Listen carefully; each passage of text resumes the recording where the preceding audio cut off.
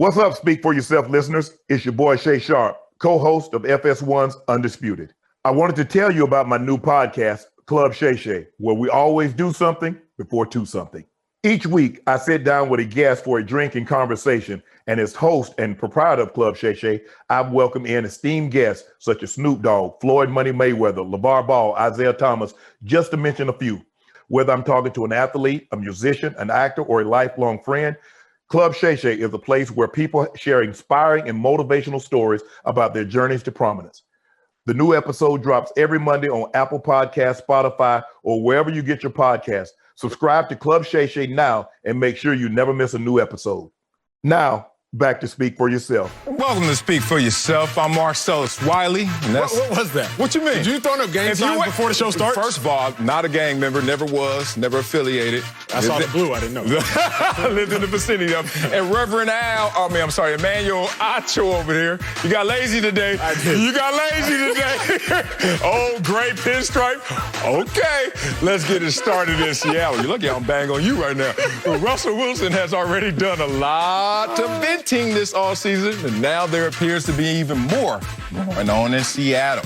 The Athletic says there is a power struggle between Russ and the Seahawks, with Pete Carroll wanting to be more careful in the offense. The report adds Wilson met with coaches earlier this season and pushed for more influence regarding schemes and personnel. The report went on to say in the meeting, he outlined his own ideas for how to fix the offense. His suggestions were dismissed. Another reminder to Wilson that the Seahawks did not see him the same way he saw himself, as a player who had earned greater control over his situation, his future, his legacy. He stormed out of the room. Woo!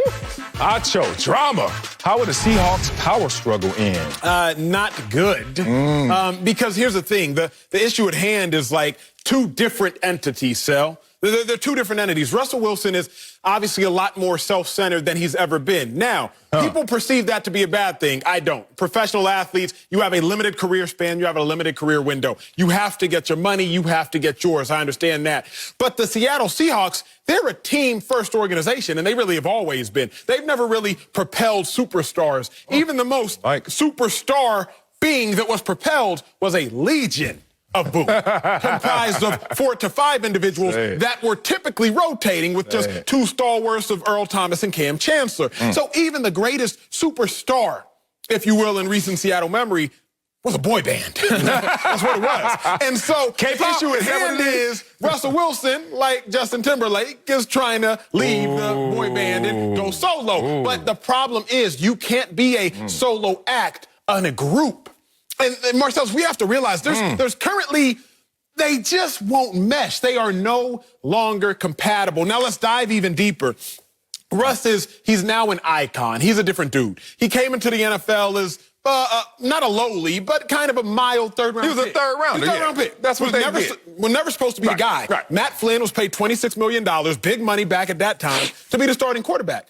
All of a sudden, Russell Wilson wins that job. Then he wins the Super Bowl, year 2, becomes an icon, marries an icon, so becomes an even bigger icon, and he's a different dude now. Okay. I'm not mad at it, Sal. You know this. Anytime somebody's in a relationship, they start to change. They start to evolve. But does the other person or the other party change and evolve with you? Or do they not?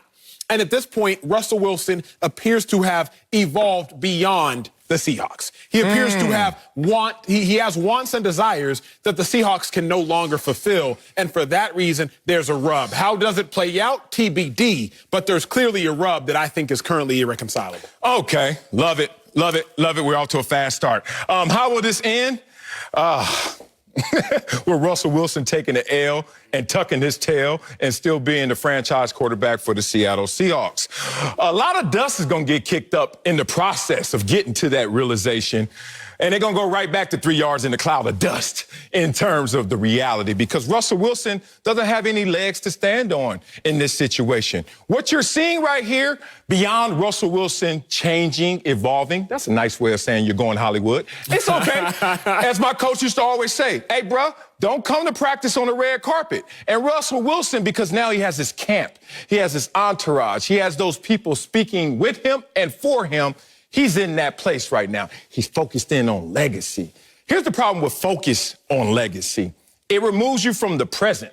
It takes you either to the future or it makes you reflect on the past and maybe not reflect perfectly on that same past. I'm going to talk about the past of Russell Wilson right now, because if I'm Pete Carroll, all we're having is a philosophical difference. But you want to kick up dust, you want smoke. I got smoke for you if I'm Pete Carroll. My philosophy is conservative. When I'm talking about investment, I'm conservative in my approach to football. When you're talking about your investment in football, you're more aggressive, Russell Wilson. But the results favor me and my conservative approach. So in the same investment, we can't have these philosophical differences. Think about it. One investment. You can't be conservative and aggressive in that investment. But in your portfolio, you can have multiple ways of looking at how you invest. So this is going to end with Pete Carroll winning. Why? Because Pete Carroll has won his way. The whole let Russ cook movement has been cute.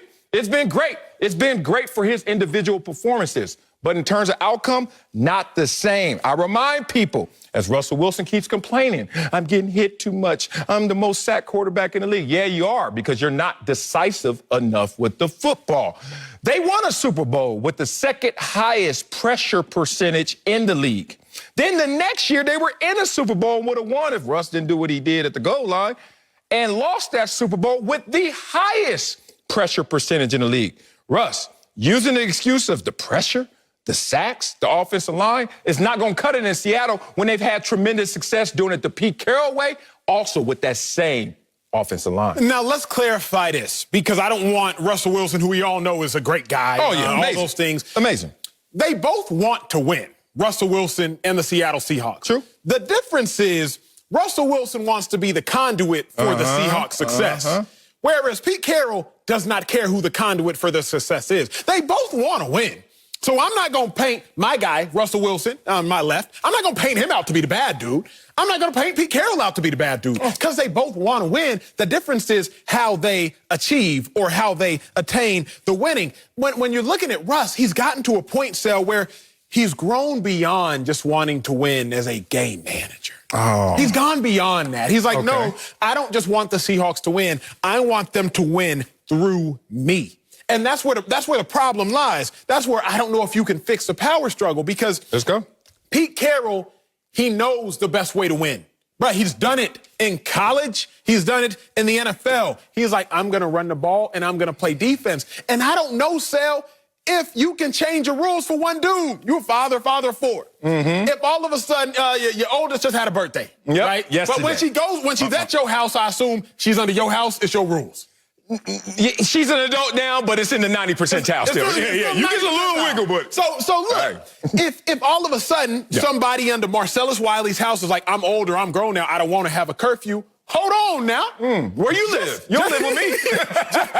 just because you got a little bit older, just because you grown now, doesn't mean you know what's best for this household. And I think Russell Wilson has gotten to a point where, like, he got a little bit older. Going on year 10, he's a little more grown now. He's in his adult years in the NFL, and he's trying to tell the head coach, he's trying to tell mom and pops how to run their household. But Pete Carroll is like, no. Running this household, I have won a Super Bowl. Don't get it twisted, Russell Wilson. I won a Super Bowl running it the way I run it. Really, when we ran it how you wanted to in 2017, when you had a career high at the time in passing touchdowns, we didn't make the playoffs. So how about that? Let's do things my way as the head coach and see how it plans out. Ooh, now, we're going to go here. Okay. Russell Wilson, this is really the timeline of the evolution of Russell Wilson. You remember that the philosophy, as you said, about Pete Carroll and the Seahawks organization is team first. And they always compete, one of the mantras. Another one is no sacred cows.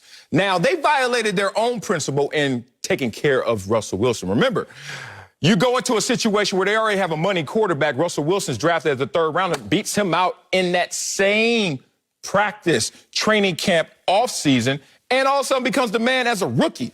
Okay, but you're a game manager. We got a defense. We got to run a game. You're a game manager. All right, and we're going to coddle you. Why? Not because we are favoritism towards you. It's more so we need you to mature. We need you to evolve into more than just a game manager. So when the Legion of Boom is in the house, and you know how they can be, let's just say that they can look at someone and call it like it is, call a spade a spade. Russell Wilson needed a layer of protection while he was evolving. Okay, they gave him that. All of a sudden, he evolved to a place where he said, now take the training wheels off. And like you said, 2017, they took the training wheels off. Oh, let's put them back on. Not so good. They took the training wheels off for the first few games this year. Then they had to put them back on. They only put them back on because Russell Wilson made them put them back on. He crashed. He burned in comparison to what he was doing when let Russ cook was the philosophy. So you go from game manager to being coddled, and we had team issues. Remember, the Legion of Boom was upset at Pete Carroll because you're always taking care of Russell Wilson when he ain't the reason we're winning. Then that blows up, and then let Russ cook comes to the point where we're here now. But if you're Pete Carroll, you're like, dog, we won a Super Bowl my way. Bingo. We were in a Super Bowl my way. Bingo. But I'm looking right now at your playoff record. The last one you just lost, 11-27. Come on, Russell Wilson, 40% completion percentage. You've lost 1, 2, 3, 4 of your last 5 playoff games, Russell Wilson. Cook what? Everything stinks. Call the fire department. Fire alarms going off. It's not working. So Pete Carroll will win this tug of war because Pete Carroll has won in this tug of war. Here's the other thing we have to understand. Russell Wilson, big dog, you can't have your cake and eat it too. And I respect you as a man. I respect you as a person. I respect you as a father. I respect you as a husband. I respect you as all that. Can't have your cake and eat it too. When y'all were winning and you had an offensive line that you weren't complaining about, you were only commanding 1% of the team's salary cap. Say it. All of a sudden, you start commanding 15% of the team's salary cap. Now, look, Russell Wilson, no one has to be a mathematician to understand you just gained an extra 14% of the whole piece of the pie. So you can't be eating more, but then be mad when other dudes ain't eating. You just can't do it. So if you and I go to a restaurant and I order a medium-sized pizza, now I know medium-sized medium? pizza. I know. I'm smoking that. I'm looking at yours, too. Straight up and down. Hell yeah. Like, all 8 slices gone. If I order a medium-sized pizza, no, for the both of us. Oh, hell no. Exactly. No. And all of a sudden, I start taking a lot of slices. I can't be like, hey, waiter, hey, why ain't my man's got no more food? Because I ate more. You ate it. So, Russell Wilson, you can't be like, hey, Coach Carroll, where my offensive line? He looking at you. You're like, what? Y'all pointing at each other like, what you mean, where's your help? What do you mean, where your offensive line? We paying you the money that we was paying them. Furthermore, we expended draft picks to get you defensive help because you were saying the defense wasn't good enough. So we expended draft picks to get one of the best safeties in the last 5-10 years in Jamal Adams. We expended the resources to get the offensive line to help you out, to put money in your pocket. Russ, you can't have your cake and eat it too, big dog. Man, say that again. I hate to be the guy that just generalizes in terms what Russell Wilson is, but it really is just following the beats of someone who's changed up, who's gone Hollywood, whatever you want to call it. And it's fine. I played with guys like that. You may have accused me of that when I was rookie year guy getting told where I could sit and not sit in team meeting rooms to when I walked in for 5th year, and I'm like, you just look at another grown man who was an All-American and just made a ton of money, and you're like, you're up because I'm the man. Russell Wilson knows he's the man, but he has a boss, and that boss is looking at him like, your results don't add up to this newfound behavior. Let's just talk about it. Pete Carroll's philosophy is to protect the outcome of the game, the wins and losses. Russell Wilson's let Russ cook is about protecting the performance of Russell Wilson and his individual numbers. And he's hoping, he's praying that it turns into a greater outcome.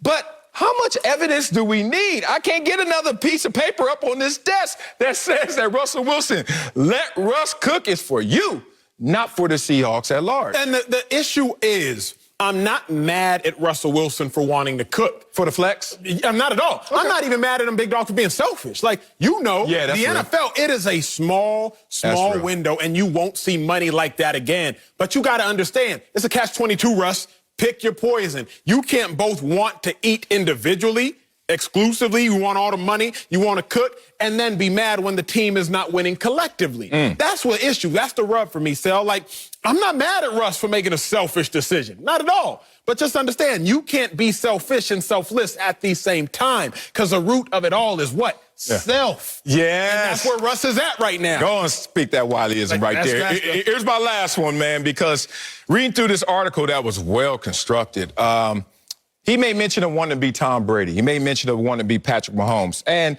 One thing that sticks out about both of those guys is they're in positions where they don't complain. Even though they have issues, they don't complain. They let their actions speak for themselves. And then if they have an issue, it's just not kicked up in the media like this situation is for Russell Wilson. So I found that a little peculiar. You wanted to be like two guys who wouldn't go this way in terms of expressing their issues, not at least in the present. But then he's at the Super Bowl and getting perturbed that he's watching the Super Bowl and he's like, I got to text my guy, my quarterback guru, and tell him, oh, man, we got to get to work. This is just killing me.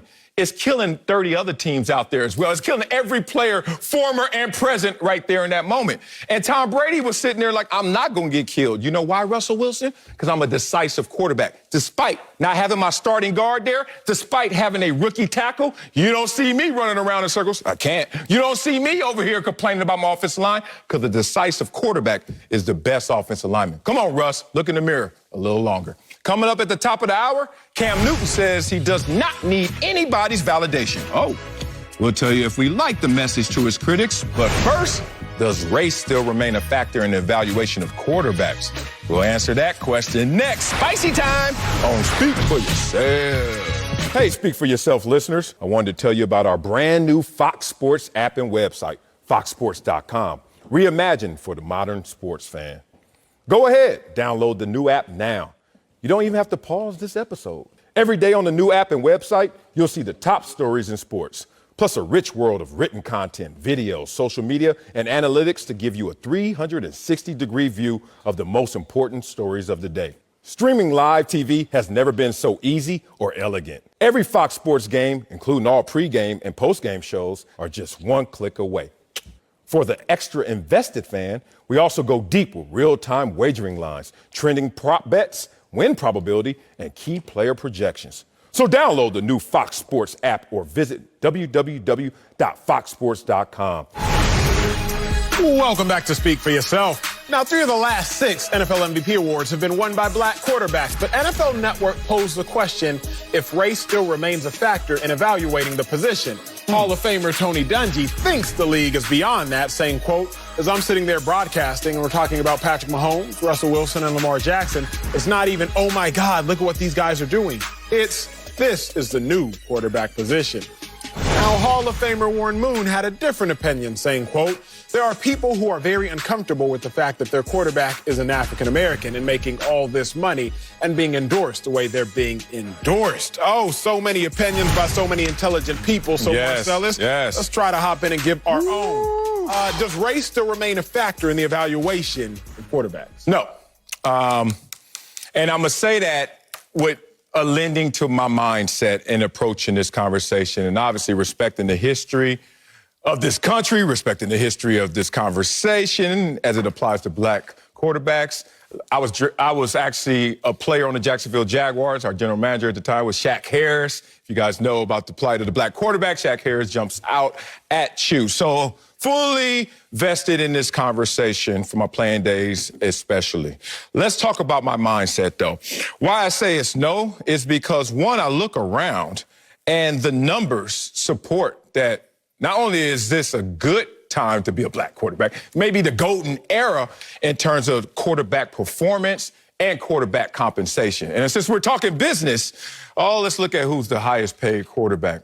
Patrick Mahomes. Who's second? Deshaun Watson. Who's third? Russell Wilson. Who's fourth? Gonna be Dak Prescott. The point is, in the compensation element, just that one lane, black quarterbacks are not being mistreated. I don't know what the factor of the valuation is if they're being properly rewarded. So, if anything, culture is based on not mantras, but how you're rewarded. Who's rewarded? What is rewarded? The black quarterback is being rewarded, not just in the draft, but also through his performance. Now, let's look at this carefully and critically and think about a situation. Anytime in life you have to squint for it, be careful, because you might be digging for it, and it may not be present. I'll use that as an example because I look at any situation I'm ever in, including this one, and I look at it through the bell curve. I look at it simply as 80, 10, 10. And in this situation, I think 80% of the time, it's not even a conversation. It's not even noticed. Implicit bias, explicit bias. And then there's 10% of the time where somebody is looking at it in a great way, like, you know, anti-racist, as you always talk about. And then there's 10% of the time where maybe someone is looking at it the wrong way. And in that situation, I think that's where we're trying to find right now, that 10%. We're trying to find when are the opportunities where we have seen racism still a factor in the NFL experience. But from my perspective, present day, looking at the opportunities, looking at how they're rewarded, look at how they're marketed, look at how they're compensated, I just don't see it anymore. Man, I disagree with you, big dog. Okay. I do think race is still a factor in the evaluation, but I think so on both ends, right? Let's talk about the #1 overall pick last year, Joe Burrow. If you watched Joe Burrow play in college, if you watched his first couple games in the NFL, there is nothing at all sneaky about his athleticism. But whenever you hear, and don't take my word for it, just simply type in Joe Burrow, sneaky athletic, that's instantly on his scouting reports. That was what was said by so many play-by-play and game announcers. He's sneaky athletic. Why is sneaky? Because if he was black, at least in my opinion and experience playing the sport, there would be nothing sneaky about his athleticism. We also have one of the top TV personalities in the game not too long ago, Marcel, I think it was 2 or 3 years ago, and describing Dwayne Haskins, said he was a runner. Dwayne Haskins, 50 passing touchdowns out of Ohio State, 8 interceptions. Ain't nothing running about Dwayne Haskins, but he was described as a runner by one of the top TV people in the industry. Yeah.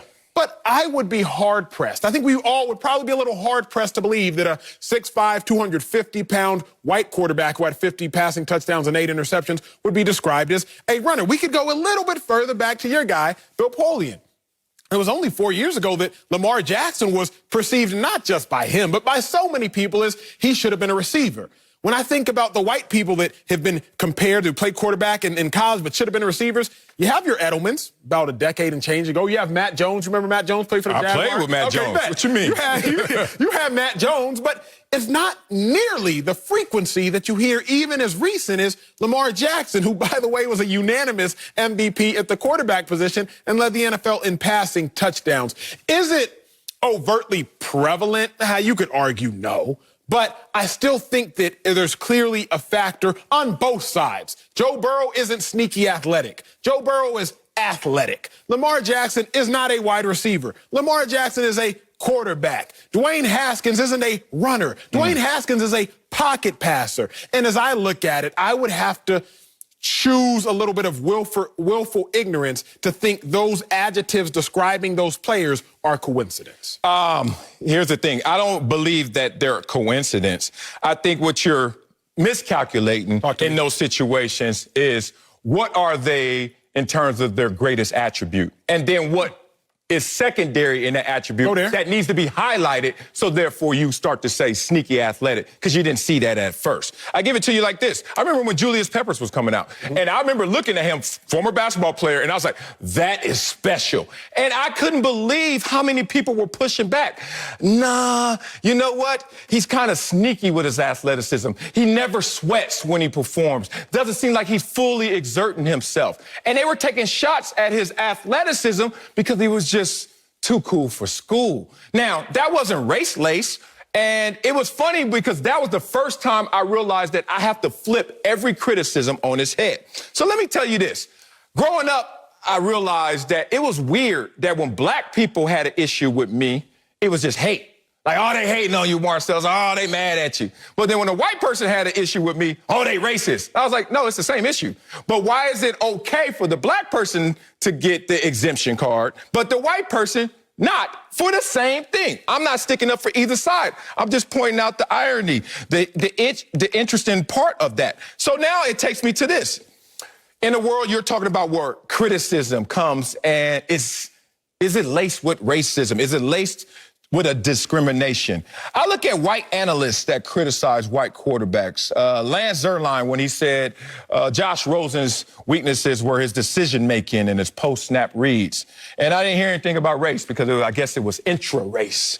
I talk about when I see a black analyst like Bucky Brooks criticize Patrick Mahomes and his ball security issues. I guess that's not racist because it's intra-race. But then when I see Bucky Brooks criticize Josh Rosen, it's still not racism, or is it? Because it's now going black to white. But when it's white to black, all of a sudden everyone's ears perk up. Everyone grabs the shovel and starts digging deeper for something that may not be anything at all. I remind you, in this world, everything exists. But at the same time, if you have to go digging for it, how much of it really exists? I like your take. I will say this. I don't think that these analysts are racist. I think we throw words around way too loosely like that. Yep. But I will say, Marcellus, whenever someone is criticizing you, you have to look at what are the motivating factors of the criticism, or what are the influences of the criticism. For example, if somebody's coming to me, man, Acho, I just don't like you. Maybe they actually don't like me. Maybe they don't like me because I'm doing better off than them. Maybe they don't like me because I'm black and doing better off than them. Maybe they don't like me because I got a good head of hair and doing better off. Like, who knows what the motivating factors are? You better not say that at my house. My wife would have a fit. Good hair. What does good hair mean? But my point is, I get it. When you're looking at a white analyst, if you will, criticizing a black player, then you're wondering, hey, what is the influencing factor? Why are you wondering that? That's my thing. This is my real. Why are you still at a place where you're wondering it? First of all, my dad lived through racism. My dad was born in the 40s in Texas in the South. Trust me, whatever he experienced and all the stories I've heard and what I've experienced pales in comparison. And I don't have much evidence to offer to my dad. Without doing a lie detector test, without doing an intention test, like measuring the heart of a person, how the hell you ever gonna come up with an answer that suffices? Be real about this, man. It's a rigged argument. And it's only In what way? I tell you why. Because when Michael Jordan trades, cuts, does something wrong to a black player, it's not a headline. It's not a conversation. Now, I understand we're talking a conversation of we don't even have that many to have that example. But I'm giving you the one example that is pertinent.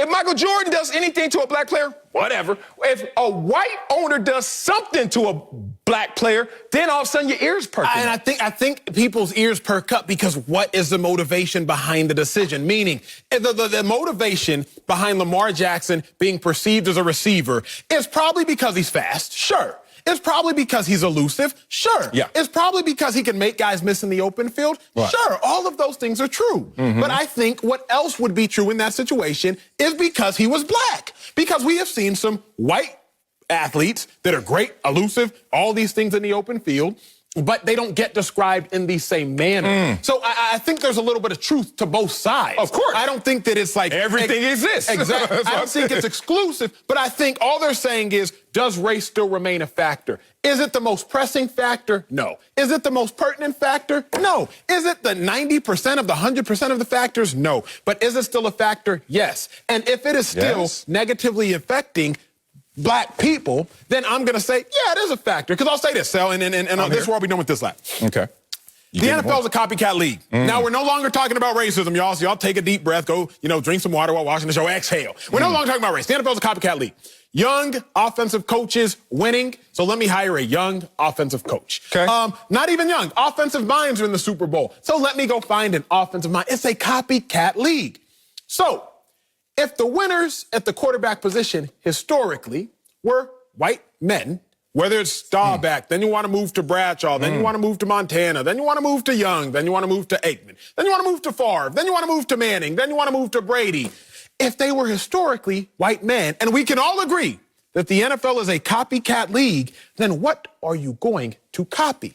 Now we're at a place where you got Lamar Jackson, you got Patrick Mahomes, you got Kyler Murray, etc., and it's still a copycat league. Who are all quarterbacks trying to be right now? Oh, Jordan Love reminds me a lot of Patrick Mahomes. Exactly. Oh, Trey Lance reminds me a lot of Patrick Mahomes. But we can all agree, historically, the NFL is a copycat league. Who are we trying to copy? 6'5", white, prototypical, Google it, prototypical quarterbacks, see who comes up first. 6'5", white, prototypical quarterbacks. What's the description of the #1 overall pick coming into the draft this year?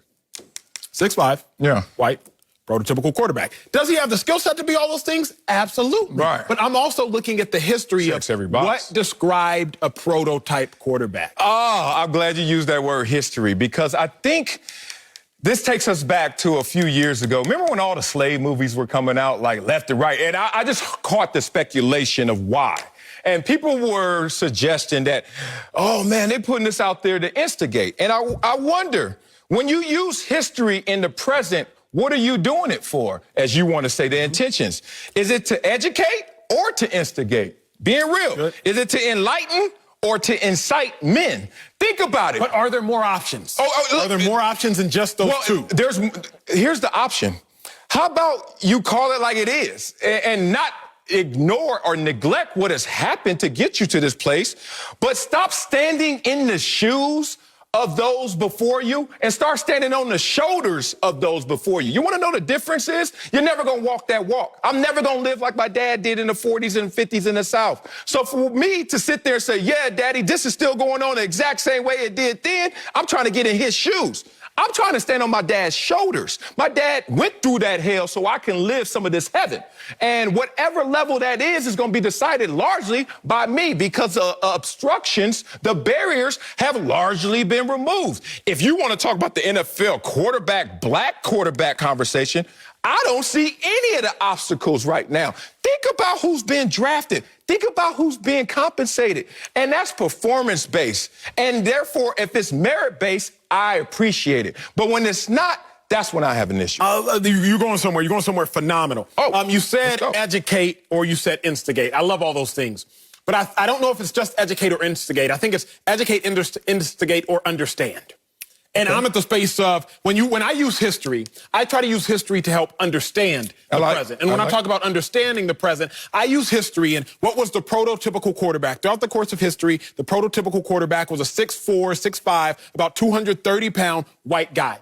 So then when you look at the present and you go to the 2018 draft, I believe it was, when Daniel Jones, a really no-name quarterback who paled in comparison collegiately to Dwayne Haskins, gets drafted before Dwayne Haskins. It does make you wonder why. Now, you look in hindsight, obviously Dwayne Haskins looked like a knucklehead, right? But I was a college football analyst at the time, so if you look in present-day value, 50 touchdowns, 8 interceptions, beast, complete beast. But Daniel Jones, who that? How did he get drafted before? Okay, let's go the year before. No, I'm not going to say he's sorry, but let's go the year before. Don't do that. Deshaun Watson, in the Heisman conversation the last 2 years of his college career, wins a national championship over the vaunted Alabama. But he gets drafted after a guy by the name of Mitch Trubisky, who Mitch plays at UNC. I'm not going to say Mitch was sorry in college. I won't do that. I was a college football analyst. But if you're studying Deshaun Watson and you're studying Mitch Trubisky, you do just wonder, Marcellus, what were the motivations? Now, I can tell you this. I don't wonder, but I hear you. Daniel Jones is 6'4", and he's white. I can tell you this. Mitch Trubisky, about 6'3", 6'3.5", 235, and he's white. So I'm not saying that they were drafted ahead of those guys exclusively because of race. I don't think that's what it was. But when you look at what are the motivational factors, what are the influencing factors of a decision, and you ask me, does race still remain a factor, I think would be turning a blind eye. And the last thing I'm going to say. Yeah, no, keep going. Is just because we've made progress, I don't know if we can be content with the progress. I think that's where a lot of America gets. Like, oh, this stuff doesn't still exist. Come on, y'all. Cam Newton was ridiculed by a Titans fan, 4 or 5 years ago because he was dancing. Aaron Rodgers discounts double checks all the time, and we laugh and we ha-ha and we kiki. But let Cam Newton get into the end zone and dab or hit them folk, then he gets a whole letter from a parent saying how disgraceful and egotistical it is. That affects Cam Newton's life. Lamar Jackson, he proved to everyone he is a capable quarterback. He won the Heisman playing quarterback. But Lamar Jackson gets told, hey, big dog, you should be a receiver. To the point where, let me not let y'all forget, Lamar Jackson didn't run the 40 at the combine. Because you know what he wasn't about to let y'all do? See how fast he was. See how fast he was? Like, oh, yeah, we going to make him a runner. Yeah. No, he didn't. He said, as fast as I am, I'm not even going to run at the combine because I'm not even going to let y'all do what y'all naturally gravitate towards. It's not a matter of racist. I think it's a matter of influence. I think it's a matter of racial bias or racial influence. Here's the problem with that. Every example you give me that is supposedly laced with race, I give a counterexample for that, and then you have no example of race. Let's talk about Jamarcus Russell. Remember that? He was coming out in the draft where he wasn't even the favorite to be selected #1 overall. If people don't remember, it was Brady Quinn. Y'all remember Brady Quinn, 4-year starter at Notre Dame? Y'all remember Brady Quinn had all the measurables and teams looked at him, but then they saw a greater upside with Jamarcus, who left early. And didn't even have tremendous resume, but had a tremendous year. He won a national championship, right? They played each other, and he outballed Brady Quinn in that game. Point being is, you're talking about Captain American, All-American boy, if racism is the leading cause, Brady Quinn's getting drafted over Jamarcus Russell. Now, I'm not talking about their pro careers. I'm talking about the decision-making that you have to make in the draft. They went with Jamarcus Russell. We know how that turned out versus Brady Quinn. When I look at scouting reports on him saying Jamarcus Russell is a dark horse, they're talking about not really perceived as the talent necessary to be the number 1 overall pick. But with upside, we'll go there. No race there. Okay, let's go to you, Acho. Let's be real about this. Because, Acho, when you look at a guy like Carson Wentz and his fall from grace, we are on his head, black and white analysts. Oh, nothing saving him? I thought if you, okay, put it like this. You, even with Lamar Jackson, still question, can his style of play win a Super Bowl? Correct. Is that racist? No. Imagine if a white analyst would say the same thing. Here's the difference. Would someone even, no, don't defend yourself yet. Just let's defend this conversation. What if a white analyst kept harping on that style of play? Someone, as you said, will all of a sudden want to go to the intention of the same white analyst that is echoing what the black analyst says and then sit there and say that may be race-laced?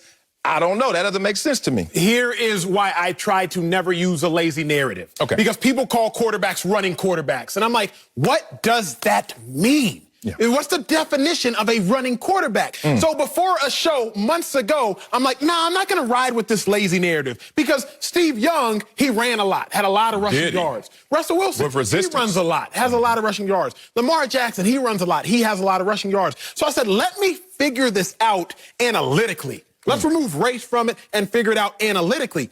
When I broke it down analytically, Lamar Jackson had 2,700 passing yards this past season.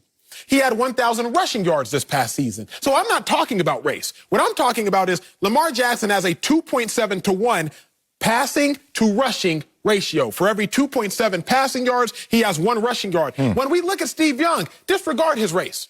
The year he won the Super Bowl, he had 13 passing yards for every 1 rushing yard. So for me, I don't use the lazy narrative of, well, Lamar Jackson, he is a running quarterback, because I go further into my details. Because when you start to get lazy and just say the utterances of, Lamar Jackson's a running quarterback, well, then yeah, that sounds ignorant. And that could be lazy. And we live in a society where if a white person says that, what's your motivation? So I'm not going to be lazy. I'm going to go deeper into the details and say, you know what? If you want to call Steve Young a running quarterback, okay, that's cool. But he passed the ball 13 yards for every 1 rushing yard. Russell Wilson, when he won the Super Bowl, he passed the ball 6 yards for every 1 rushing yard. Aaron Rodgers, when he won the Super Bowl, he passed the ball 8 yards for every 1 rushing yard. This season, Lamar passed the ball 2.7 passing yards for every 1 rushing yard. That, to me, is my evidence behind my conversation. Not just a flippant, oh, Lamar's a running quarterback.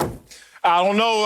That applies. I don't know if it applies into this conversation like it is intended to, because as you say, you're going further into details. I sit there on the sidelines and say, I think you're digging for something that may not be there, that may be there. All I got to say is looking at another brother up here, if I were a black quarterback right now in the NFL and somebody told me that it was still race-laced, I would push back on them and say, if this is racism, I would hate for the owners to show some love.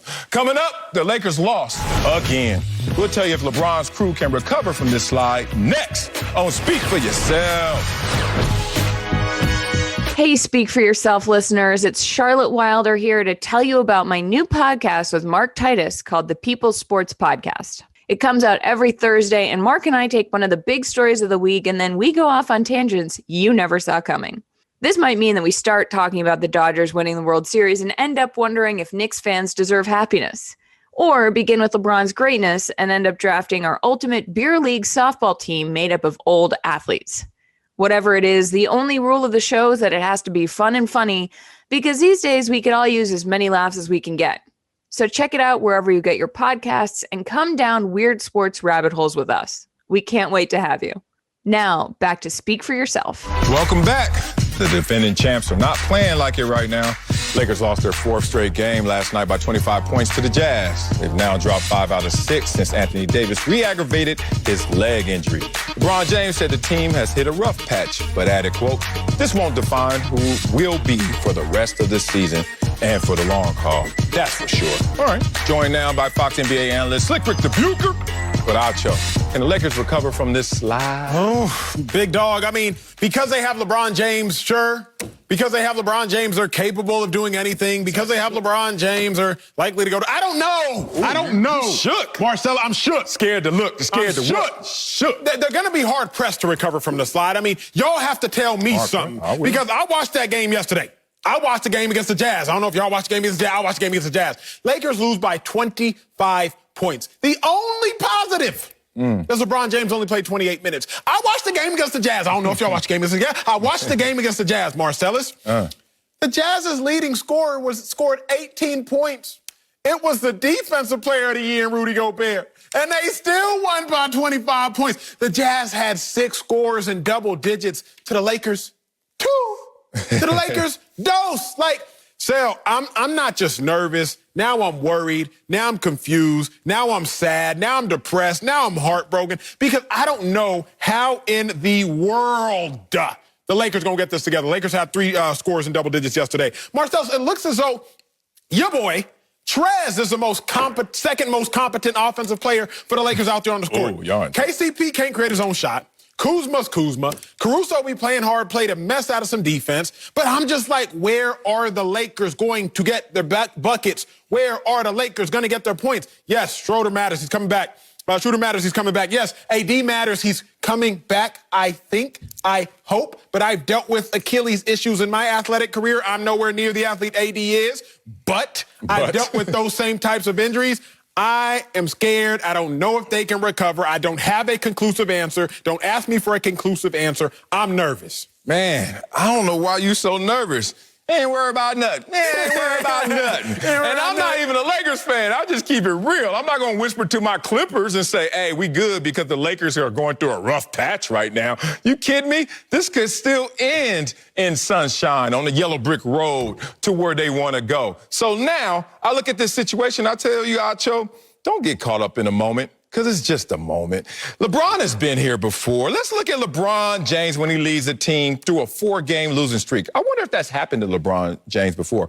Oh, actually in 5 of the 10 seasons where they reached the finals, LeBron James teams went through 4-game losing streaks or worse. So LeBron's been here before. He's not going to get defined by this, as the Lakers won't get defined by this. Acho, you told me you're not great at math, but I think you're comparing yourself to like mathematicians and wizards out there. I think you are good at math. You do a lot of it, and you certainly recall it on the fly a lot. But let's do this math equation right here. You have LeBron James, and then you add, addition sign, Montrezl Harrell, and then you add everybody else. What do you say? KCP, all them up. Now, someone would tell you hit the equal button in this moment, but I wouldn't. I'll reserve the right to wait to hit the equal sign. You know why? Because there's 2 variables to add to that equation. 22.5 points from AD, 14 points from Schroeder, and then I'll hit the equal sign and say, that's what that team looks like. But Acho, when you're doing this equation what's variables, what's adding up? Let me put my calculator away, Sal. Doesn't add up. That's the problem. Thank you, Marcellus. By the way, you don't have to tell anybody that Acho is good at numbers. He traded in the yacht for a bank, obviously, by the fifth. So we know that he's good when it comes to numbers. And Acho, I am here. You remind me of my daughter when she had night terrors. She would wake up and she was seeing things that terrified her, and I couldn't see them. Yeah. And I tried to console her, and it was real to her. But it wasn't real. And what you're talking about, what you're getting scared about, is not real. Of course they can recover from this because they've proved that they can recover from this.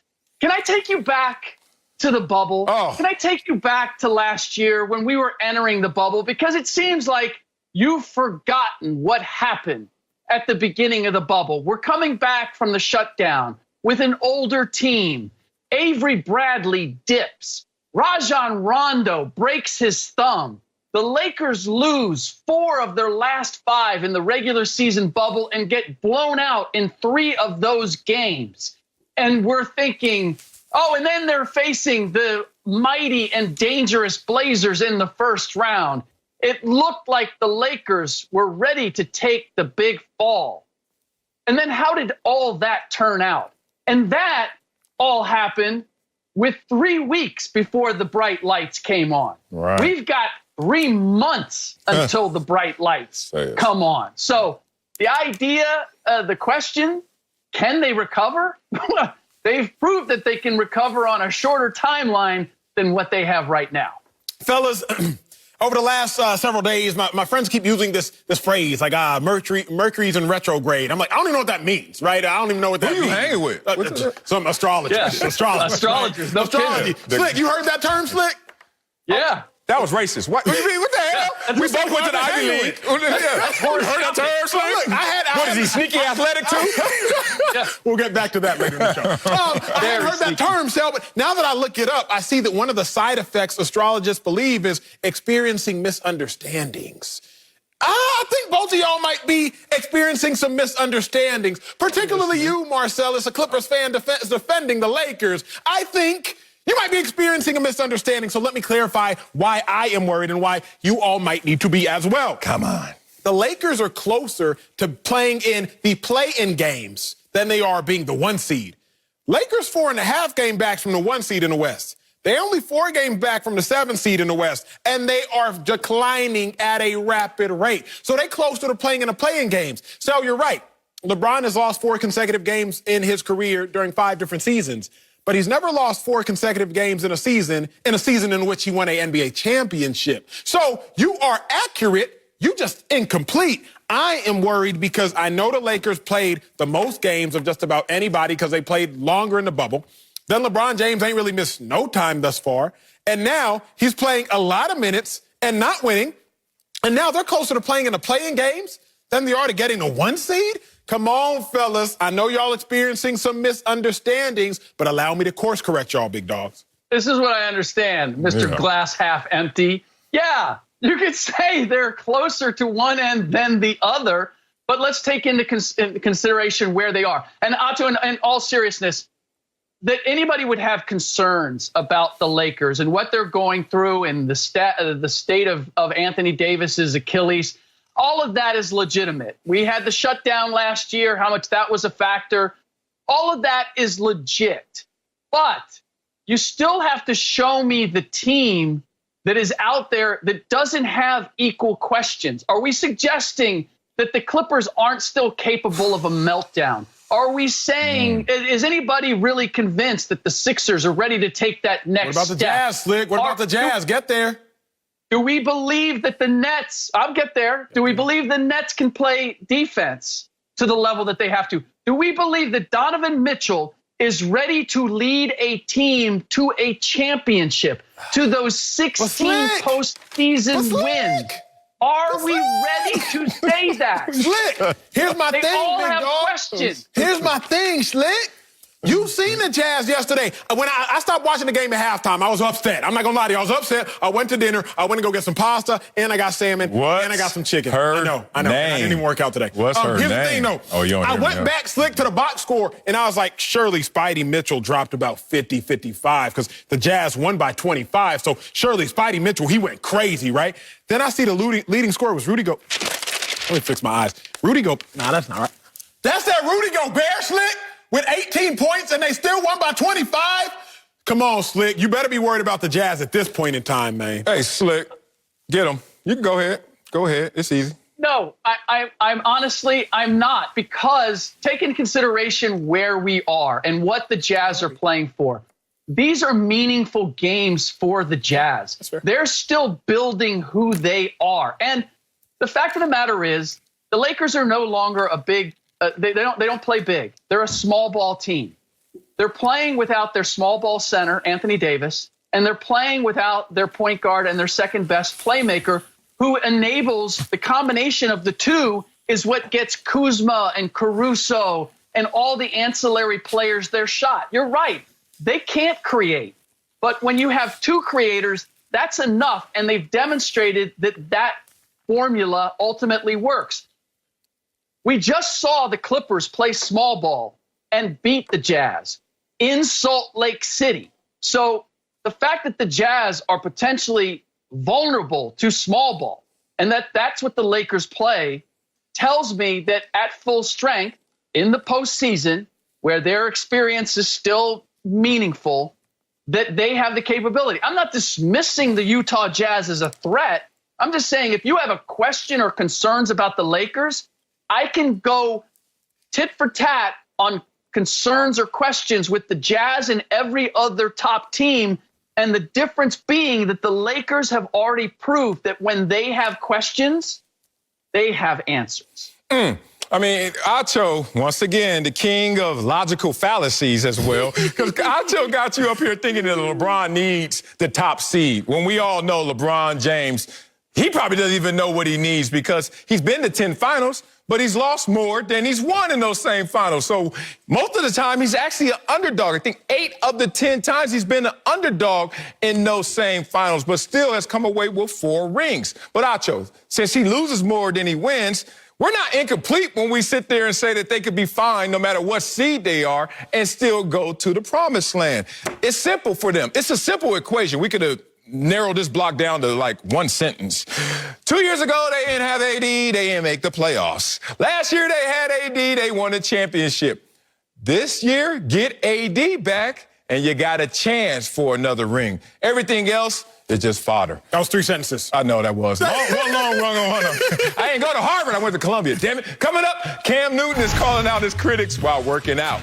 We'll tell you if we like his message next. Don't speak for yourself. Message.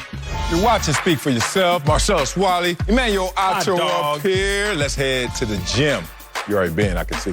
Where Cam Newton was working out and talking to a camera. Cam recently squashed retirement rumors saying there are not 32 quarterbacks that are better than him. But Cam apparently had more to get off his chest in between sets. Let's do it. Posted a message to his critics on Instagram. Let me tell you something. When it comes to me, I'm not your conventional human being. I think different. I act different. I came to grips to say, I am different. I don't need your validation. Never needed your validation. But one thing about me, I'm going to figure it out, baby. And I'm going to bleeping work. So Acho, like Cam Newton's message to his critics? Sal, honestly, I love it. If Cam, if you're not going to defend you, then I don't know who is. I love it. So Cam, I love when he says it with his chest. I love when he speaks his truth because that is Cam Newton's truth. But it's our job, Marcellus, as analysts to find the lie. Y'all remember that game, 2 Truths and a Lie? You never played it? Truth or dare or consequences? 2 truths and a lie. Is that different? Yes, it's different. It's like I might say, my first name's Emmanuel, my parents are from Nigeria, and I had a 4.0 at Texas. Well, duh. Okay, calm down. Anyway, You got a harder one? you get the name of the game. Is So you- it's time for me to deduce the lie. So can I... Oh, you got something? Can I go to the big one? Yeah, Now, let's look, play this game. I I've need been to in the learn. gym too long, so let me get my outfit straight. But here's the thing. I have to deduce the lies and the truths in what Cam Newton said. Now, it was far more than 2, and it was far more than 1. But Cam Newton first said, he said what? Please. He said, I'm not your conventional human being. Oh, that's the truth. Can we take that off, please? Ding, ding, ding. Then he said, I think I'm different. Oh, that's the truth. He said, I think different. He said, I act different. Oh, that's the truth. So then he said, I came to grips to say, I'm different. 2 chains. Ding. Oh, we on a roll right now. But then what did he say, Marcel? He said, I don't need your validation. That's true, too. That's true. Ding, ding. He said, I never needed your validation. Woo, that's true. He just said Marcellus, all good things come to an end. What? Because then he messed around and he said, What is that? well, one thing about me, he said, I'm going to figure it out, baby. Because here's my thing, Cam. I don't know if you're going to figure it out. I genuinely don't. But then he ended it on all good things. He said, and I'm going to expletive work.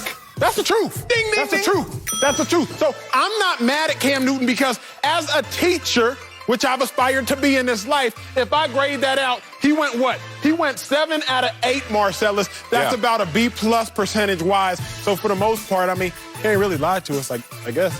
Oh, I'm not mad at that. And now I learned something new, a new game to play. Me and my son. Damn. You never heard of 2 truths and a lie? But I tell you, my son gonna play 9 lies and 1 truth. Because my son is a little liar. I love to play that game with him. I'm with you there. I do love a lot of this, most of this, because he's echoing his mindset. And when in life, you're in the public eye especially, and people want to take shots at you no matter who you are, because we know that criticism is the cost of praise. Sometimes you just got to let them know what you're thinking and separate the signal from the noise. I love that. However, reception matters too. Think about it. You can't just walk in the room to I'm going to do me, unapologetically me. You got to also respect how you are going to be received if you want something from that room. Cam Newton wants something from the game of football. It's not just a one-way thing. It's not just Cam work, gym, and football doesn't give him anything back. So in that reception, it takes me back to what Charles Barkley was saying about Draymond Green. Like, hey, bruh, when you the man, or y'all good, or the team is rolling, all that stuff is cool and cute. But when you're not, people going to look at it sideways. And this is where I think we are with Cam Newton. We hear the same mindset that obviously got him up that mountain to the point where he became Cam Newton, best player in college, best player in the pros for a second there. But now we're not seeing that same guy, but we're hearing that same message. So if the message hasn't changed, Cam, you're forcing us to look at the only thing that has changed, which is you. Because we know it's supposed to be mind over matter, but looking at the message, it must be the matter is greater than the mind. I don't like to be in that place. I give it to you like this. When you look at Cam Newton, it falls flat because of the results. It falls flat, I have to say that. In life, no matter what you say, trust me, the person hearing it is checking your life receipts. Every time you come out there, you can't come up to me talking about, man, I'm about to start this business again, and whoop, whoop. And I knew you from high school, and I knew you slept through every class. And, we're not doing this exchange, big dog. We're going to talk about something else that you're better versed in by experience and also by success. In this moment right now, Cam Newton, once again, talking about my son, Heller was reminding me brought this up. You ever go to Chuck E. Cheese? All day. The pizza used to go crazy. And the Ninja Turtle game used to smack. Yeah, Chuck E. Cheese was a thing. I don't know what it's going to do after this pandemic. I ain't touching them balls. But point being, Chuck E. Cheese was it. I was in Chuck E. Cheese every other weekend with my son. And every time we went to Chuck E. Cheese, we getting our tickets. He got the card. He swiping the card. He think he rich. Swiping the card. Got. Skip all that. Yeah. And then we always get to the counter. And there was always a line at the counter for one reason and one reason only. Somebody in their mind thought they had more tickets than they actually did. Hey, can I get the labor sword? The lightsaber, please? Mom, can I get... So you only got 5 tickets. You only got... It says you need 5,000. But no, I love it, Mom. I swear. For God, every time. Cam, if you don't stop holding up this line, talk about what you thinking and what you think you got versus what you really have right now. We sat in that line, dude, you get the Tootsie Rolls. You don't get the laser. You don't get the remote control car. You get the slinky. So my advice, and I have no real advice for Cam, but my suggestion would be, if it's not going to land exactly where your success is right now, think it. But just don't talk it. Yeah, and here's my thing, I respect Cam. I love Cam. What we have to make sure the world knows is we criticize the play, not the player. Yes. Let's make that different. Performance, not performer. Exactly. Yes. But if Cam Newton is taking this approach, which he kind of is based on his vernacular of mind over matter, we have to mind what matters. This show, you feel me? This show different. We got to mind what matters. Yeah. And what matters, Cam, is the fact that it doesn't appear you the same dude. And also, Cam, I have to pay attention to what you said before. Because fool me once, shame on you, but fool me twice, it's shame on me. Yeah. Cam, back in July, you said, I'm getting tired of all this humble beat.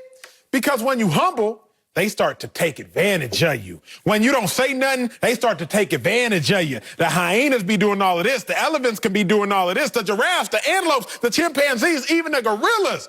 He said, but there's one big animal in the jungle, and when he roars, everything stops. And I'm about to beep and roar. Now, Marcellus, you have to let me know.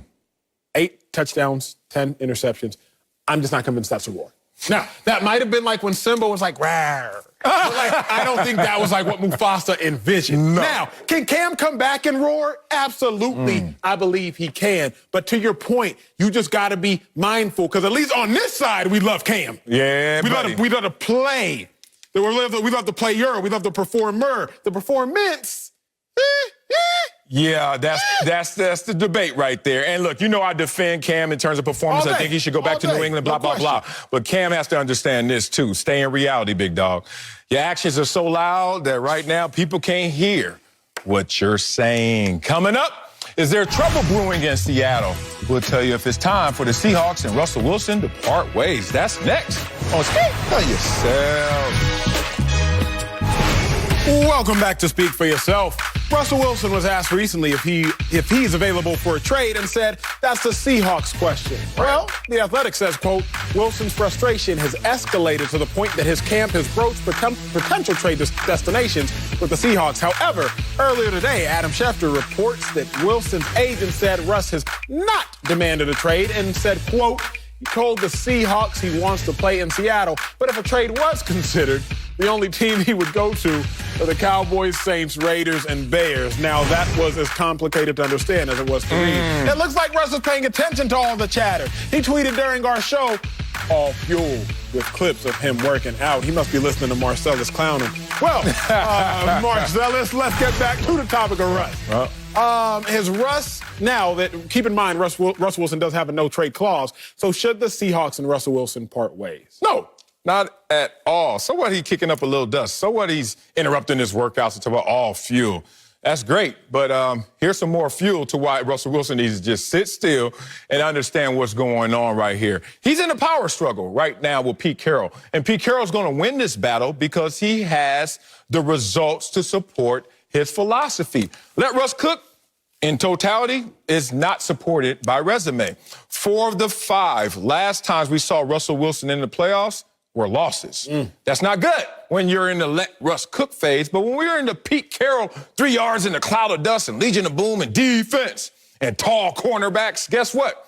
We were in the Super Bowl and we won a Super Bowl. So just in that power dynamic, Russell Wilson has to come to terms with reality. But what we're witnessing from Russell Wilson is a focus on legacy. And that's disturbing to me because it takes you out the present.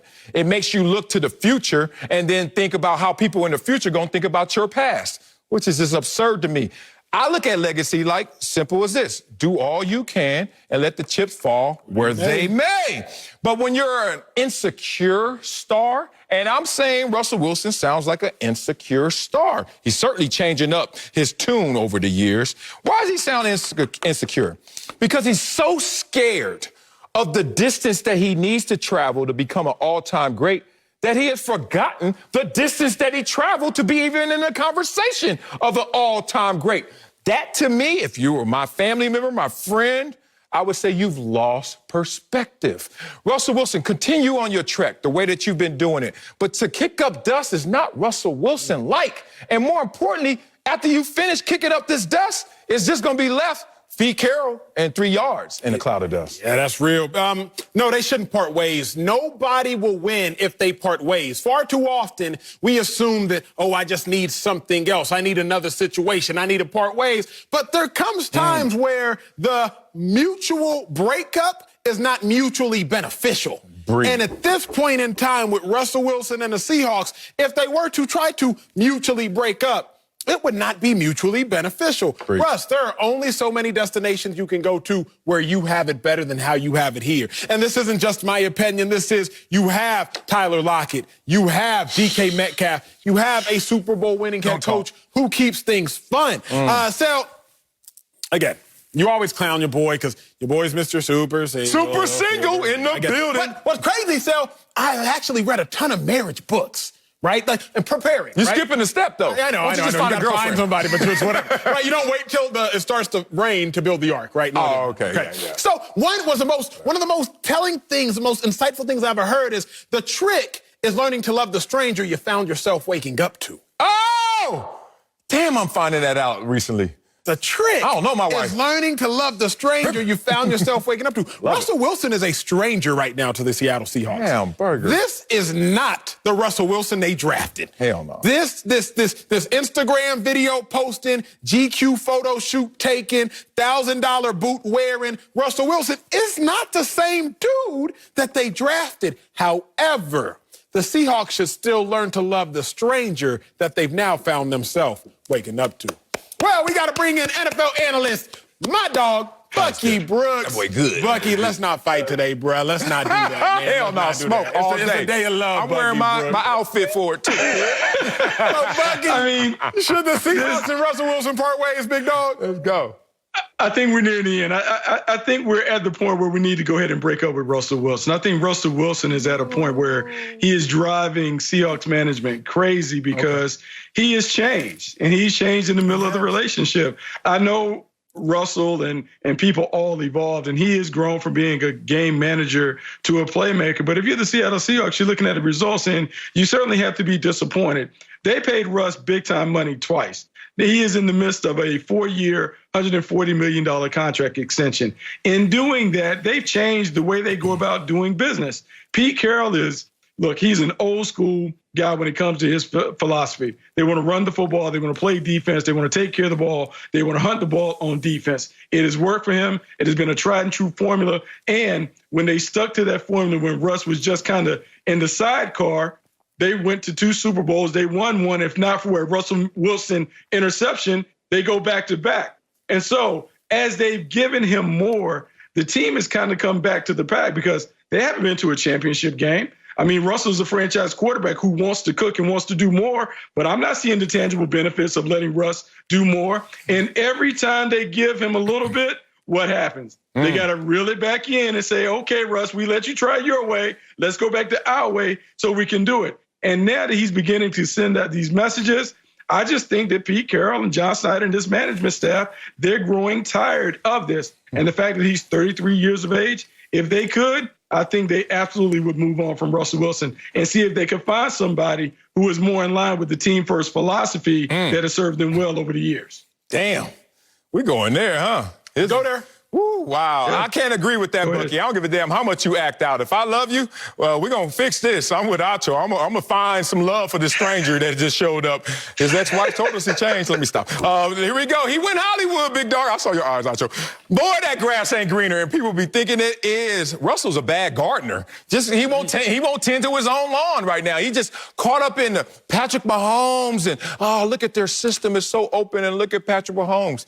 You know, y'all got the same amount of rings. But I understand why you're fascinated with Patrick Mahomes. He's a tremendous talent. You're fascinated with Tom Brady. Look at him. He never gets hit because he's decisive with the football. I mean, no matter who you put in front of him. He didn't even have a starting guard. He had a rookie tackle. Doesn't matter to Tom Brady. He's going to figure this out. Russell Wilson, sit still and just figure this out. He's lending himself more so to the Kobe mindset. I remember when Kobe said this, like, yeah, I want to win, but I also want to win my way. And it's funny, Russell Wilson has adopted that mindset when that wasn't who Russell Wilson was. He was protected by the Pete Carroll's philosophy and mindset, which means, hey, we're going to have risk avoidance. What do I mean by that? Pete Carroll knows that he went 95 consecutive games without losing by 10 or more points. How did he do that?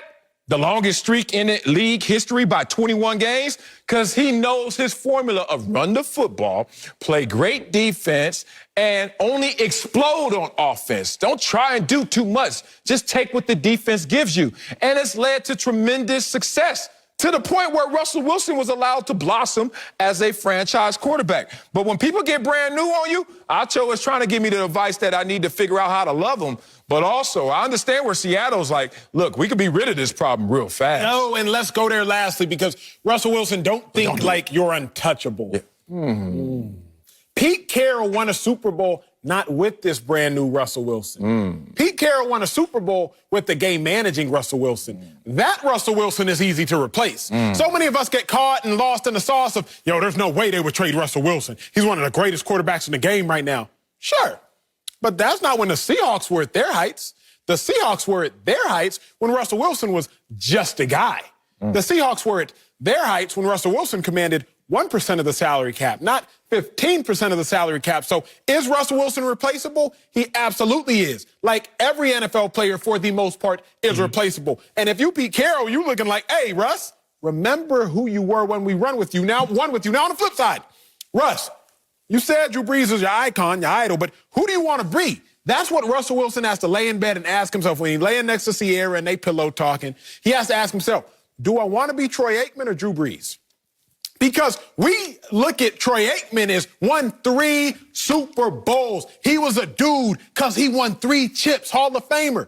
Drew Brees, he about to be a Hall of Famer too in about 5 or 6 years. But he only won 1. Now, his individual success, all the categories, all the stats. Collective success, 1 Super Bowl. Troy Aikman, collective success, he got it. Whatever you got, he probably got more of it. But some people have questioned his individual accolades. Russell Wilson, you got to figure out what bucket of greatness do you want to fall in? You gonna be great. It's just what bucket of greatness do you want to fall in?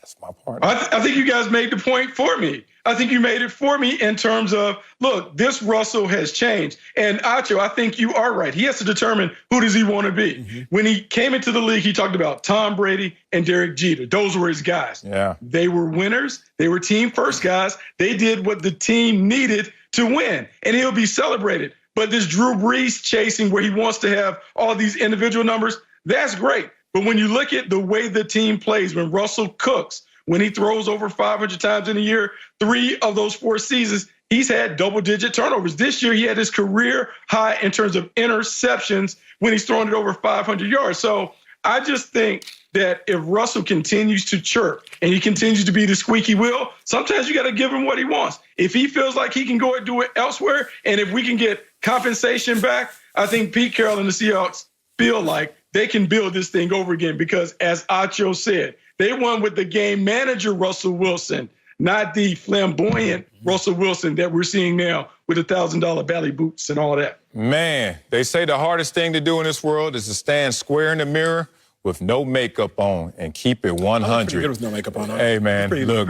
Hey, no ego. I got makeup on right now, and I know that ain't who I am fully. So, Russell, get in that mirror. Got abs. Take a look. Coming up, you ain't got no abs no more. Coming up, we'll answer the question if race still remains a factor in the evaluation of quarterbacks. That's up next. Speak for yourself. How many abs? You ain't got 6? 5. Sunday, the best season ever continues as the NASCAR Cup Series heads to Homestead Miami Speedway for the Dixie Vodka 400. Say it again. See who will rise up and take the crown at the season's first mile and a half track. All the action starts Sunday at 3 Eastern on Fox and anywhere on the Fox Sports app. Dixie Vodka, you say, huh? Welcome back. 3 out the last 6 NFL MVP awards have been won by black quarterbacks. But NFL Network posed the question if race still remains a factor in evaluating the position. Our own Bucky Brooks said, quote, Justin Fields and Trey Lance have been advised by draft experts to go back to school to gain more experience. Yet we never hear those suggestions lobbed at their white counterparts. So, Bucky, does race still remain a factor in the evaluation of quarterbacks? Absolutely. It still remains a part. Despite the successes that we've seen on the field, it still is a part of the evaluation process. And what I mean is, look, I'm not saying that racists exist in the industry where we're evaluating quarterbacks, but there are racial undertones that come out when we do these evaluations. And it comes out in 2 forms. One, when you think about the scouting community and those who do the evaluations, when you look at general managers, head coaches, offensive coordinators, and quarterback coaches, they're overwhelmingly white. So there is a little difference in terms of some of the evaluation, not necessarily in what you see in the play, but in some of the language that is used in the scouting reports. Some of the prejudices that you have come into the scouting report. And then when you look at the media part of it, most of the draft experts, they don't necessarily look like me and the quarterbacks that we're talking about. And so sometimes the language that is used when describing those quarterbacks, it paints a picture, it paints a narrative that falls into some of that lazy analysis. When we talk about the mental part of it or the lack thereof, when we talk about certain things like they don't have enough experience, let them go back to school. When we excuse some of the things for some prospects, but don't excuse the same things for other prospects, it's clouded. So I'm not saying that race is fully baked into the pie, but it certainly is a part of the evaluation because you hear it in the language and it comes out over and over and over again when we have these reports as they run up to the draft. Interesting. We chopped up this conversation before without you, Bucky, and since you're in this article, it'd be great to go even more nuanced with you. And I don't think that race is a part of the evaluation process with quarterbacks anymore. There's so much evidence that supports that. You can start in terms of the compensation. You could talk in terms of the monetary compensation, marketing, et cetera. But more importantly, you could talk about the lack of obstacles and the fact that these players right now are the ones being lauded, and they're black quarterbacks. We talked about 3 of the last 6 MVPs are black quarterbacks. But one thing I got to push back on is you're saying that Lamar Jackson is told to switch positions, and that's not something that was told to other players. You brought up the Justin Fields conversation in terms of going back and getting more experience, and that doesn't happen to the counterparts. Well, Mark Sanchez, I remember when Pete Carroll was like, bruh, where are you going? To the NFL? You better not. And whatever you want to say about that situation, it wasn't race-laced. It was Pete Carroll just giving his assessment of a quarterback that he thought needed more experience. Maybe Pete Carroll was right. Maybe Pete Carroll was wrong. But I remember that wasn't race-laced, just as a counter to that conversation. We talk about when Lamar Jackson was asked to switch positions, just like my teammate Matt Jones was asked to switch positions, and he did it. And he did it without any issue. We could talk about a Julian Edelman. We could talk about a lot of guys on every single side of this conversation that have been asked that question. And I guess the only insult comes from how much merit does it have? Because it's not just race. They don't just look at black quarterbacks and say switch positions. They look at any quarterback that they think that has greater attributes at another position. Now, they were completely wrong about Lamar Jackson because not only did he win a Heisman, but he won a unanimous MVP. But they've been wrong before, even when it's intra-race, white on white. So that's my only pushback. But there's just too many numbers out here that support, too many facts that support whatever yesterday was is not today in terms of opportunity for the black quarterback. I agree with that. I agree that what yesterday was isn't necessarily today. But where I draw a huge concern is if you look at the primary reason you would want to dispel that racial prejudice still exists amongst the black quarterbacks is compensation. Well, that's where you went first. That's where a lot of people on social media went first. Compensation, marketing, etc. But I will never accept that black people being compensated, it makes them immune to racial prejudices. Not only in our life, not in an athlete's life, not in anybody's life. Like, just because you rich or just because you got money doesn't mean you are now immune to the prejudices of your skin color on either side of the equation. So that's my first room for pause is just because Deshaun Watson got bread and Pat Mahomes got bread and Russell Wilson got bread doesn't mean there weren't necessarily obstacles along the way, because Deshaun Watson was underdrafted, severely underdrafted by white counterparts that weren't nearly as good as him. And not even they didn't pan out in the NFL like he did. They weren't as good in college.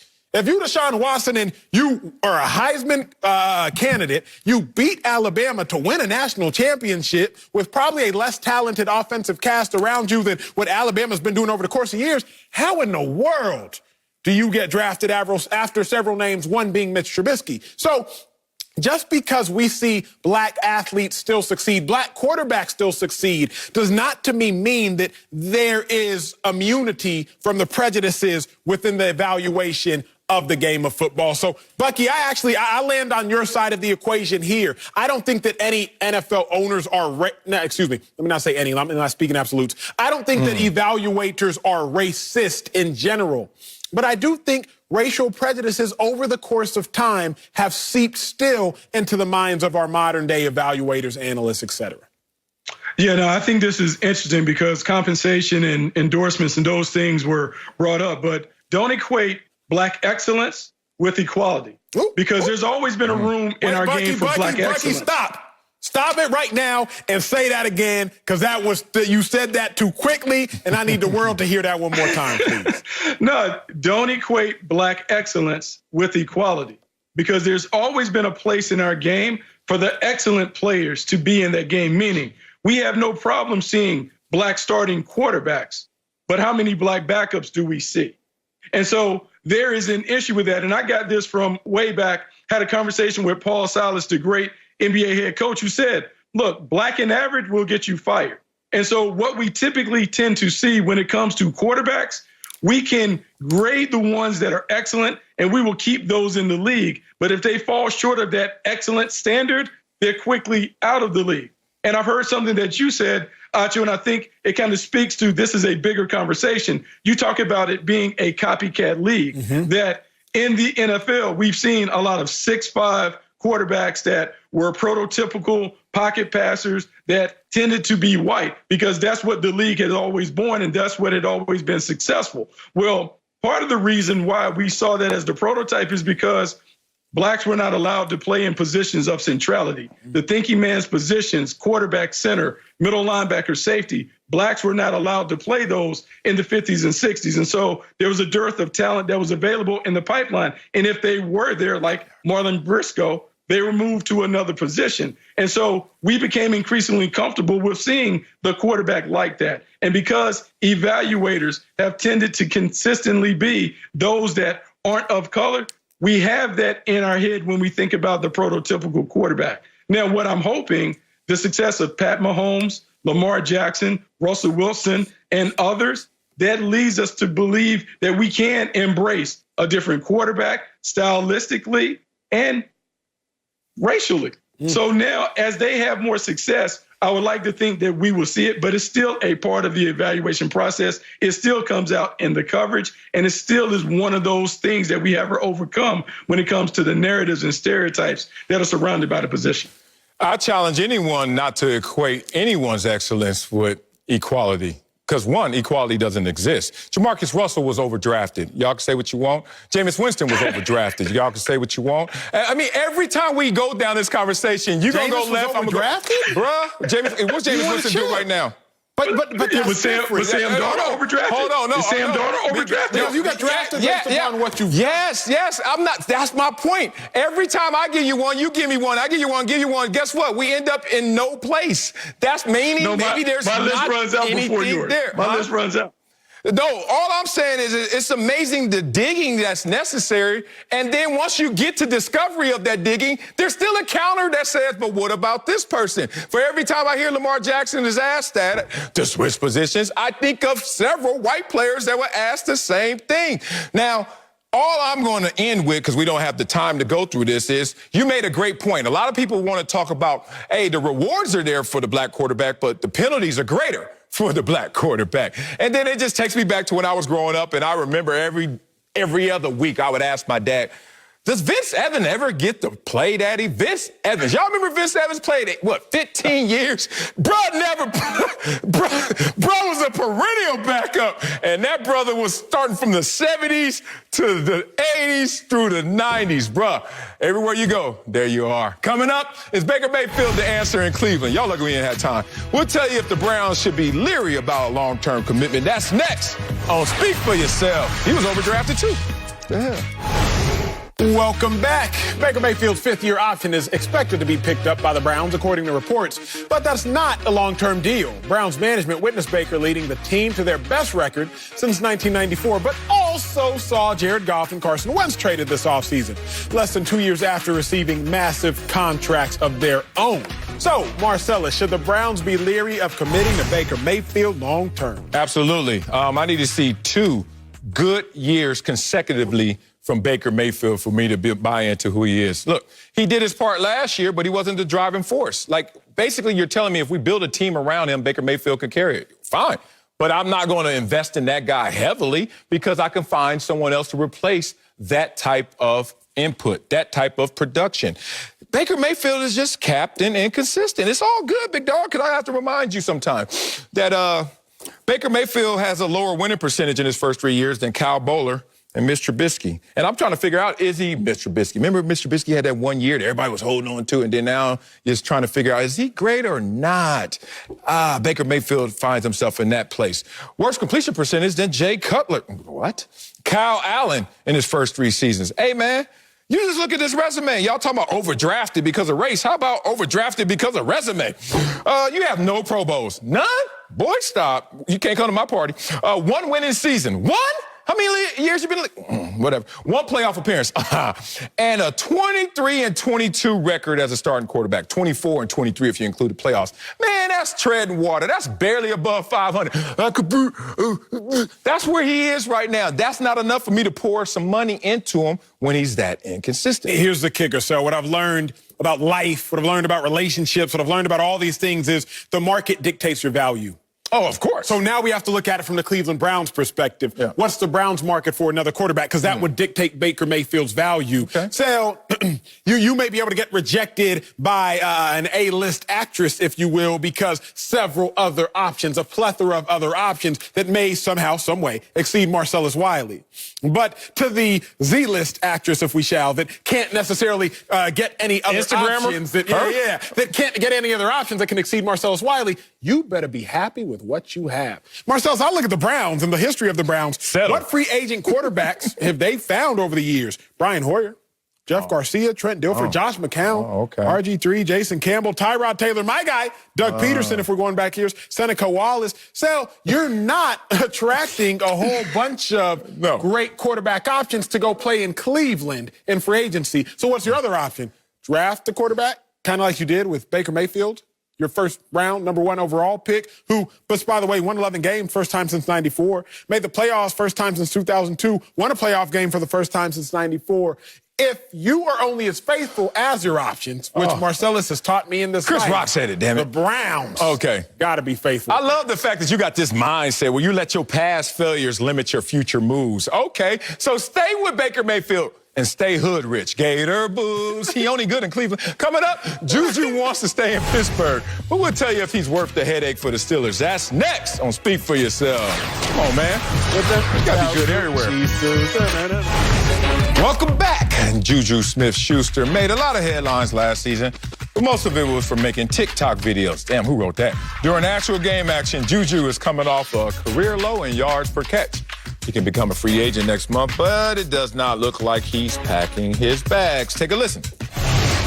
My family, to be home coach family, be cool, but at the end of the day, I want to have my legacy in Pittsburgh and retire there. Really? And I want to leave. Yeah. You started there. You want to finish there? Yes, sir. But you could see yourself in a Chargers jersey, maybe Rams. Nah, not ideal. Not right now. Until I actually get let go. Other than that, I'm Pittsburgh for life. So Otto, is JuJu Smith-Schuster worth the headache for the Steelers? Worth the blue headache? Let him go. Let him go. Nah, man. He's just not selling. There's no way for me to spin this to say that he is. I'm going to take on to the locker room first and foremost. Y'all got to remember, the Steelers receivers room has a freakazoid by the name of Chase Claypool, about 22 years old. They also got a speedster by the name of Deontay Johnson. He a beast. Here's the issue at hand. JuJu Smith-Schuster is the most veteran receiver in that room. So you have this young potential in this receiver room, but the leader is supposed to be JuJu. That's your first problem. Your second problem is now roster schematic. JuJu Smith is the third best receiver on that team. If you're the third best receiver, I need you to probably contribute a little bit on special teams. I need you to contribute as a leadership presence within the locker room along with your room. JuJu Smith, he not about that action, boss. And then lastly, I look statistically. His rookie year, 300-yard games. His sophomore year, he had 8 100-yard games. He went crazy when he had AB on that squad. But JuJu Smith really ain't made no noise without Antonio Brown. This past year, no 100-yard receiving games. Steelers got to run a cost-benefit analysis of JuJu Smith-Schuster, and when they do, they will realize that the benefit is not worth the cost. Nah, he got to go, too. And just being real, this is why he really needs to go. My breaking point was this. He's talking legacy, and he hasn't even gotten a second contract yet. Woo! I just go back to my days, and I know a lot has changed. Not that much. Legacy? These dudes are really brand building on the field. I keep telling y'all, Coach said don't show up to practice on no damn red carpet, and he talking about his legacy. Legacy what? You not the third best receiver on the team. He's the fourth best. Let me tell you this. In receiving yards, he's fallen to third place in the last 2 seasons. But look at the names. Deontay Johnson, Chase Claypool last year. But before that, it was James Washington and Deontay Johnson. Hey, man, cats just be passing you by. Oh, let's go here. Where there are some players who've had more receiving yards than JuJu Smith over the last couple years. Austin Eckler. He's a running back that's been injured. Justin Jefferson in 1 year. Come on, man. This is a whole different animal. And I remember AB was telling us, hey, y'all trying to come at me. JuJu ain't it. And I heard him, but a lot of America seemed like they didn't want to listen to this. JuJu averaged a career low 8.6 yards per reception this season. And he's talking about his legacy. His longest catch was 31 yards. Man, that ain't even 100 feet. Boy, I tell you, it's the worst. It says right here, the worst by any receiver to catch 90 passes in the Super Bowl era. Legacy? Hey, bro, just hit the ground running, hit the ground rolling, and hit the ground focused. Right now, it doesn't seem that way. Yo, Sam, I rock with you. Number one, I rock with the fact that you said 31 yards ain't 100 feet. What's wrong with you, big dog? What the heck is wrong with you? But no, when I think about it, it's like JuJu, he reminds me of them cats we used to hear all the time. Coaches say, man, he just can't get right. Like JuJu just, for whatever reason, can't get right. If it's not TikTok videos, it's going live on Facebook Live or Instagram Live. If it's not that, it's arguing with a reporter here, it's getting his bike stolen there, it's whatever the case may be. Oh, my. And I just think, I respect, the brand building aspect, JuJu, I do, but just don't let it completely cost or undermine the success of your team. Yeah, when you're 46 in the last 2 seasons in receiving yards, like, you don't need Power Rangers with you, bro. You need some power in you to go out there and do what you got to do. It's just classic distraction. It's classic distracted. And I think he has some talent as a number 2, number 3 on the team. But when you come with this avalanche of attention needs, and you're only going to give us this much in return, not for my squad. Coming up, we're not done talking about Russell Wilson. It's Uncle Jimmy's turn. Y'all know what's going to happen now. Smoke. That's next. Don't speak for yourself. Come on, JuJu. Before we go, there's a lot going on in Seattle right now, and Uncle Jimmy has some thoughts about Russell Wilson. Go ahead, Unc. Get it. Emmanuel. What's up, Aunt? Hey, man. Keep it real. What's good? You have no idea what's going on with Russell Wilson down in Seattle, do you? Just a little something. Nah, I know you don't, because you ain't married. See, you don't realize women these days, they demand to be treated equally. And for that, I'm proud of Russell Wilson for being a man and finally growing a pair and stepping up and speaking up and snitching on his wife. It's about damn time. See, women do it to men all the time. You ever been pulled over by the police with your girl in the car while y'all arguing? Oh, God. Police pull up and talking about, sir, you been drinking? Before you can even answer, woman talking about, like a damn fish. Hey, that's what happened to Russell Wilson, only this time Sierra was driving. The police officer said, ma'am, is there any weapons in the car? Russell acted like he waking up to him. There's 245s up under the seat. Hey, man, Russell Wilson told Seattle, I ain't got no problem. They said, well, where did this story come from? Russell like this.